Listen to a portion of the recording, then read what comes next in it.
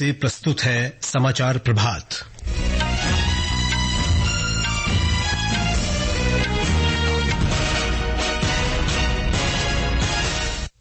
प्रधानमंत्री नरेंद्र मोदी ने देश में रिकॉर्ड गैस उत्पादन की सराहना की। कहा, ऊर्जा क्षेत्र में आत्मनिर्भरता विकसित भारत के लक्ष्य को प्राप्त करने में बहुत महत्वपूर्ण। हरियाणा सरकार सभी फसलों को न्यूनतम समर्थन मूल्य के तहत लाएगी। साथ ही 133 करोड़ रुपए का बकाया नहर जल सिंचाई शुल्क माफ करने का निर्णय लिया। राष्ट्रपति द्रौपदी मुर्मू फिजी, न्यूजीलैंड और तिमोर लेस्ते की आधिकारिक यात्रा पर रवाना हुई। भारत ने ताजा हिंसा के बाद अपने नागरिकों को बांग्लादेश की यात्रा न करने की सलाह दी। नेपाल के प्रधानमंत्री केपी शर्मा ओली ने भारत के साथ कनेक्टिविटी बढ़ाने के लिए नेपाल के जलमार्ग और रेलवे को विकसित करने का आह्वान किया। और भारतीय शटलर लक्ष्य सेन आज पेरिस ओलंपिक में कांस्य पदक के लिए खेलेंगे। समाचार प्रभात के साथ मैं विशाल शर्मा। प्रधानमंत्री नरेंद्र मोदी ने देश में रिकॉर्ड गैस उत्पादन होने की सराहना की है। उन्होंने कहा कि ऊर्जा क्षेत्र में आत्मनिर्भरता विकसित भारत का लक्ष्य हासिल करने में बहुत महत्वपूर्ण है। उनकी ये प्रतिक्रिया पेट्रोलियम मंत्री हरदीप सिंह पुरी के पोस्ट पर आई है, जिसमें कहा गया था कि भारत ने रिकॉर्ड गैस उत्पादन किया। केंद्रीय मंत्री द्वारा साझा किए गए आंकड़ों के अनुसार वर्ष 2026 में गैस उत्पादन 45.3 बीसीएम होने का अनुमान है। श्री मोदी ने सोशल मीडिया पोस्ट में देशवासियों को इस उपलब्धि पर बधाई दी। उन्होंने कहा कि गैस उत्पादन में ये रिकॉर्ड इस दिशा में हमारी प्रतिबद्धता का प्रत्यक्ष प्रमाण है। हरियाणा के मुख्यमंत्री नायब सिंह सैनी ने राज्य में सभी फसलों की न्यूनतम समर्थन मूल्य एमएसपी पर खरीद की घोषणा की है।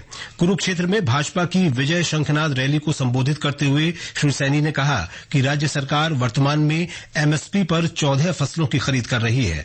उन्होंने कहा कि राज्य सरकार ने 133 करोड़ रुपए के बकाया नहर जल सिंचाई शुल्क को माफ करने का भी निर्णय लिया है। आज तक प्रदेश के किसानों को पिछले अभियान का जो 133 करोड़ 55 लाख 48 हजार रुपए बकाया था को माफ करने की मैं घोषणा करता हूं।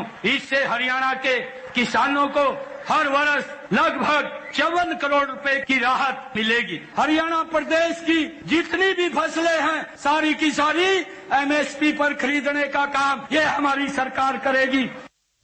राष्ट्रपति द्रौपदी मुर्मू 3 देशों फिजी, न्यूजीलैंड और तिमोर लेस्ते की यात्रा पर रवाना हो गई हैं। यात्रा के पहले चरण में वे आज से 7 अगस्त तक फिजी में होंगी। विदेश मंत्रालय ने कहा कि इस यात्रा से दोनों देशों के ऐतिहासिक संबंधों को और मजबूती मिलेगी।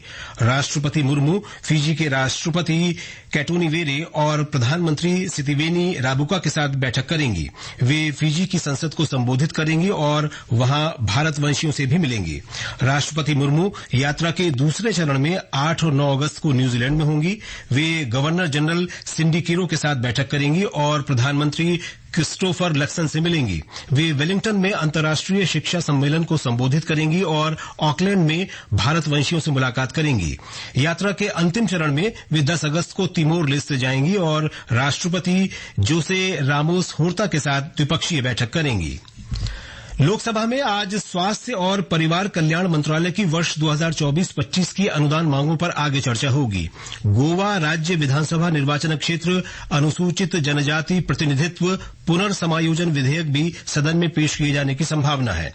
राज्यसभा में तेल क्षेत्र विनियमन और विकास संशोधन विधेयक 2024 पेश किया जाएगा। सदन में कृषि मंत्रालय के कार्यों पर भी चर्चा होगी। प्रमुख रक्षा अध्यक्ष जनरल अनिल चौहान आज नई दिल्ली में तीनों सेनाओं के वित्तीय सम्मेलन की अध्यक्षता करेंगे। सम्मेलन का उद्देश्य सशस्त्र सेनाओं के वित्तीय मुद्दों में तालमेल बढ़ाना है। बैठक में रक्षा लेखा महानियंत्रक रक्षा मंत्रालय के वरिष्ठ अधिकारी भाग लेंगे। बैठक का समन्वय एकीकृत रक्षा स्टाफ मुख्यालयों द्वारा किया जा रहा है। ये समाचार आकाशवाणी से प्रसारित किए जा रहे हैं। समाचार प्रभात में आपका फिर स्वागत है। बांग्लादेश में जारी हिंसक संघर्ष में कल 13 पुलिसकर्मियों सहित 90 लोग मारे गए और अनेक घायल हो गए। बांग्लादेश में आरक्षण के खिलाफ बड़े पैमाने पर विरोध प्रदर्शन हो रहे हैं। सरकार ने कल ढाका और देश के कुछ अन्य भागों में अनिश्चितकालीन कर्फ्यू लगा दिया। सरकार ने हिंसक प्रदर्शनों से लोगों की सुरक्षा सुनिश्चित करने के लिए आज, कल और बुधवार 3 दिन के सार्वजनिक अवकाश की घोषणा की है। नेपाल के प्रधानमंत्री केपी शर्मा ओली ने भारत के साथ कनेक्टिविटी बढ़ाने के लिए नेपाल के जलमार्ग और रेलवे को विकसित करने का आह्वान किया है। भौतिक अवसंरचना और परिवहन मंत्रालय के तहत सड़क विभाग की वार्षिक प्रगति समीक्षा बैठक में श्री ओली ने अधिकारियों को भारतीय सीमा के पास हनुमान नगर से त्रिवेणी और देवघाट तक स्टीमर सेवाओं के संचालन के लिए एक योजना का मसौदा तैयार करने का निर्देश दिया। जलमार्ग परिवहन, माल और लोगों की आवाजाही के सुगम माध्यम पर जोर देते हुए श्री ओली ने अधिकारियों को देश में जल्द ही स्टीमर संचालित करने की योजना पर काम करने का भी निर्देश दिया। उन्होंने नेपाल की रेलवे सेवाओं के विस्तार की आवश्यकता पर बल दिया और मौजूदा जनकपुर कुर्था रेलवे लाइन में 2 रेलवे लाइनें जोड़ने का आह्वान किया। आकाशवाणी का समाचार सेवा प्रभाग साप्ताहिक कार्यक्रम पब्लिक स्पीक में आज कौशल संपन्न भारत के लिए सरकार के प्रयास विषय पर परिचर्चा प्रसारित करेगा। कार्यक्रम के लिए कौशल विकास और उद्यमिता मंत्रालय में सचिव श्री अतुल कुमार तिवारी तथा राष्ट्रीय कौशल विकास निगम के मुख्य कार्यकारी अधिकारी और एनएसडीएस इंटरनेशनल के प्रबंध निदेशक वेदमणि तिवारी स्टूडियो में उपस्थित रहेंगे। कार्यक्रम के दौरान श्रोता विषय से संबंधित प्रश्न विशेषज्ञों से पूछ सकते हैं। टेलीफोन नंबर 011-2342-1050 और 011-2331-4444 पर प्रश्न पूछे जा सकते हैं। इसके अलावा व्हाट्सएप नंबर 9289094044 पर भी सवाल भेजे जा सकते हैं। ये कार्यक्रम आकाशवाणी के गोल्ड चैनल और अतिरिक्त मीटरों पर रात 9:30 बजे से प्रसारित होगा। केंद्र सरकार ने पेरिस 2024 ओलंपिक का जश्न मनाने के लिए स्मारक डाक टिकट जारी करने का ऐलान किया है। एक सोशल मीडिया पोस्ट में डाक विभाग ने कहा कि टिकट आज दोपहर 12 बजे जारी किए जाएंगे। केंद्रीय संचार और पूर्वोत्तर क्षेत्र विकास मंत्री ज्योतिरादित्य सिंधिया और केंद्रीय युवा मामले और खेल तथा श्रम और रोजगार मंत्री डॉक्टर मनसुख मांडविया इस कार्यक्रम में शामिल होंगे। महाराष्ट्र के पुणे शहर में 7 और मरीजों में जीका वायरस की पुष्टि हुई है। इन 7 नए मरीजों में शहर के कटराज और कोंढवा इलाके की 5 महिलाएं, एक 18 वर्षीय युवक और एक 40 वर्षीय व्यक्ति शामिल है। जिला स्वास्थ्य विभाग ने बताया है कि पूरे पुणे में अब तक 72 लोग जीका वायरस से प्रभावित हुए हैं। केरल में वायनाड भूस्खलन के पीड़ितों के 8 अज्ञात शवों का कल रात पुथुमाला में अंतिम संस्कार किया गया। सरकार द्वारा निर्धारित प्रोटोकॉल का पालन करते हुए इससे पहले सर्वधर्म प्रार्थनाएं आयोजित की गईं। वायनाड जिले के अधिकारियों ने कहा है कि राहत शिविरों और राहत संग्रह केंद्रों के रूप में कार्य करने वाले स्कूलों को छोड़कर सभी स्कूल आज से फिर से खुलेंगे। जम्मू कश्मीर में पुंछ जिले के लोरान घाटी में श्री बाबा बूढ़ा अमरनाथ की 10 दिन की यात्रा बुधवार 7 अगस्त से शुरू होगी। हमारे जम्मू संवाददाता ने बताया है कि श्रद्धालुओं का पहला जत्था कल भगवती नगर यात्री निवास से पुंछ जिले के लिए रवाना होगा। तीर्थ यात्रा के लिए सभी आवश्यक प्रबंध पूरे कर लिए गए हैं। महाराष्ट्र के पुणे शहर में बाढ़ की स्थिति अब नियंत्रण में है। पिछले 2 दिनों से लगातार कम बारिश के कारण जिले के प्रमुख बांधों से पानी छोड़ना कम कर दिया गया है। प्रशासन और राज्य आपदा मोचन बल की मदद के लिए कल बाढ़ प्रभावित क्षेत्र में नाव और अन्य आवश्यक बचाव उपकरणों से लैस 100 कर्मियों की सेना की एक टुकड़ी तैनात की गई थी। मुख्यमंत्री एकनाथ शिंदे आज पुणे के बाढ़ प्रभावित क्षेत्रों का दौरा करेंगे। मौसम विभाग ने आज नागालैंड, मणिपुर, मिजोरम, त्रिपुरा, पश्चिम बंगाल और सिक्किम में तेज बारिश का अनुमान व्यक्त किया है।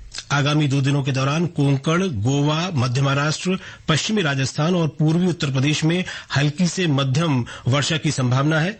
विभाग ने इस सप्ताह पंजाब, हरियाणा, चंडीगढ़ और दिल्ली में छिटपुट बारिश की संभावना व्यक्त की है। मौसम विभाग ने बताया है कि 6 और 7 अगस्त को उत्तराखंड में बहुत तेज बारिश का अनुमान है। ये समाचार हमारी वेबसाइट newsonair.gov.in/hindi पर भी उपलब्ध है। और अब खबरें पेरिस ओलंपिक से।